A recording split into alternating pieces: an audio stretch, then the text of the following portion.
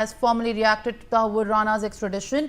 US has emphasized that Tahawwur Hussain Rana was extradited to India to face the justice for his role in planning the horrific and the deadliest 2008 Mumbai terror attack. The US has further reaffirmed its support for India's efforts to ensure those responsible for the attacks and are brought to justice. The United States has stressed that it will continue to work with India to combat the global scourge of the terrorism, and in sharp contrast, Pakistan earlier stated that Tahawwur Rana was a Canadian citizen.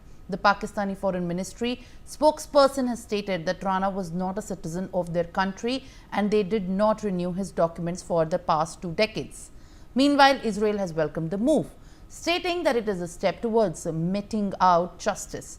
Recalling that Jews were targeted by the terrorists during the attacks, Israeli ambassador to India, Ruin Azar, has thanked the Indian government for pursuing the extradition of Tahawwur Rana. Let's take a look. We are encouraged to hear about the extradition to India of one of the perpetrators of the terrible and horrendous terrorist attacks that happened in Mumbai on the 26th of November 2008, which took the lives of more than 170 innocent civilians, including Israelis. The Tahawwur Rana issue, we have conveyed our position regarding his Canadian nationality. And as far as our record indicates, he did not even apply for renewal of his Pakistani origin documents for the last 2 decades. The United States and India will continue to work together to combat the global scourge of terrorism.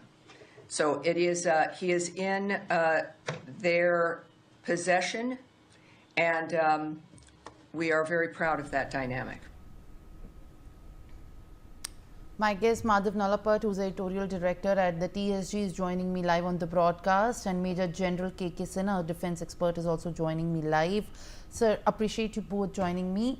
Madhav Nalapat, I would like to ask you how exactly your thoughts are on the US formally reacting to the extradition of Tahawwur Rana, also reaffirming that it is going to continue support India in its fight against terrorism, and how the plot for, in fact, killing innocent civilians of the Indian soil in Mumbai in 2008 was undertaken.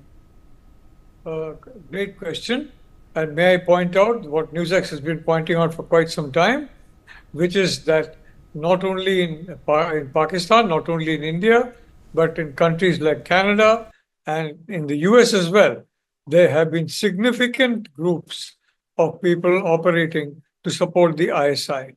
In the UK as well, Australia to some smaller extent, all that has been there. Now, fortunately, we have a happy coincidence of Prime Minister Modi in India and Donald Trump in the United States.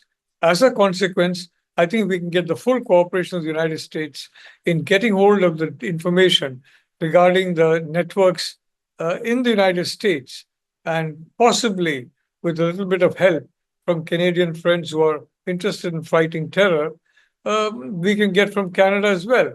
Don't forget, on December 1, 2008, a few days after the attack, a report came in UPI.com detailing the Pakistan link in detail. And that report came on the basis of information from sources in the United States. So the US has had full evidence before it. And yes, General Sivat is perfectly right. The US did nothing about it.